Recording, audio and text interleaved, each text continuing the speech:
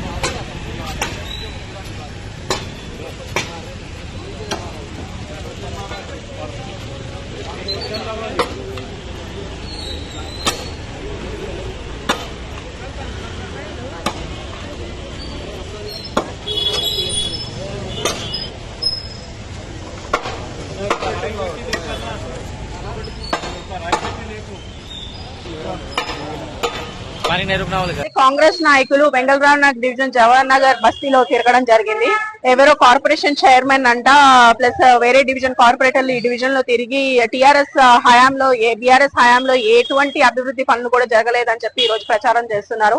ఇలాంటి దుష్ప్రచారాలు మానుకోమని చెప్పి కాంగ్రెస్ నాయకుల్ని నేను కోరుకుంటున్నాను. ఎందుకంటే ప్రజలకి తెలుసు ఏ ప్రభుత్వం ఏ పని చేసింది అనేది ప్రజలకి బాగా తెలుసు. ఇక్కడ ఉన్న ప్రజలను అడగండి. ఇదే మసీద్ గడ్డ ఇప్పుడు ఏదైతే క్యాచ్ పిట్స్ ఇక్కడ జరుగుతున్నాయో ఇక్కడ నీళ్లు నిలిచిపోయేవి. జీటీఎస్ కాలనీ నుంచి పైనుంచి కూడా ఇక్కడికి వచ్చి నీళ్లు నిలిచిపోయేది. మసీద్కి వెళ్లే పబ్లిక్ కానీ, మైనారిటీ నాయకులు కానీ, మైనారిటీ పబ్లిక్ అందరూ కూడా ఇబ్బంది పడుతూ ఉండేవాళ్ళు. ఈ మా బీఆర్ఎస్ పార్టీ హయాంలోనే మేము ఇక్కడ క్యాచ్ పిట్స్ వేపించడం జరిగింది. నాలాని పెద్దగా డెవలప్ చేయడం జరిగింది. కాబట్టి మీకు ఇక్కడ స్థానికులకు చెప్తారు ఏ ప్రభుత్వంలో పనులు జరిగినాయి, ఏ ప్రభుత్వంలో జరగలేదని. ఇదే 50 లక్షలు పెట్టి మసీద్ గడ్డ మొత్తం కూడా కింద నుంచి పై దాకా పెద్ద 6 ఇంచ్ పైప్ లైన్ ని మేము శాంక్షన్ చేయించుకోవడం జరిగింది 50 లక్షల నిధులతో. 2023 డిసెంబర్ ఎలక్షన్ రాకముందు అక్టోబర్ లో మాకు శాంక్షన్ అయింది. ఈ ఎలక్షన్ కోడ్ రావడం వల్ల వాళ్ళు పనులు కొంచెం డిలే చేసి ఏప్రిల్ మే లో పనులు స్టార్ట్ చేయాల్సి ఉంది. పనులు చేయలేని పరిస్థితుల్లో కాంట్రాక్టర్లు ఈ రోజు ఉన్నారు. కేవలం ఎందుకంటే ఇప్పుడు వచ్చిన కాంగ్రెస్ ప్రభుత్వం వాళ్ళు నిధులు కేటాయించట్లేదు, సరిగ్గా మాకు బిల్స్ రిలీజ్ చేయట్లేదని చెప్పి కాంట్రాక్టర్లు ధర్నాలు చేస్తున్నారు. ఎవరి హయాంలో ఏం పనులు జరుగుతున్నాయి అనేది కూడా పబ్లిక్ అందరికీ తెలుసు. కాబట్టి స్థానిక పబ్లిక్ కనుక్కోండి ఎవరు ఏ నాయకులు ఎప్పుడు స్పందిస్తున్నారో.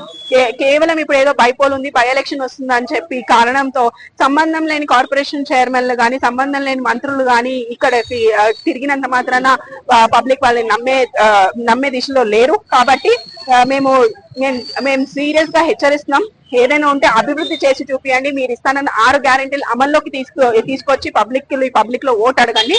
అంతేకాని ఇలాంటి దుష్ప్రచారాలు చేయొద్దని చెప్పి కాంగ్రెస్ నాయకులకి మేము తీవ్రంగా నేను ఈ రోజు హెచ్చరిస్తున్నాను.